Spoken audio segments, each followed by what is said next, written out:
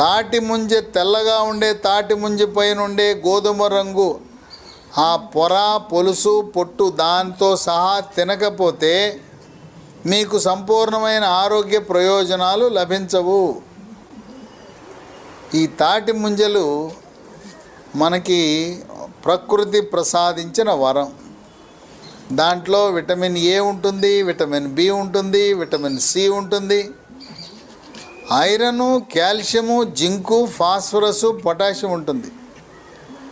తాటి ముంజలు తిన్న తర్వాత మన పెద్దలు, పూర్వీకులు, తాత, అమ్మమ్మ, నాయనమ్మలు ముంజలు తిన్న తర్వాత ఒక ఆవకాయ, మామిడికాయ ముక్క తినమంటారు.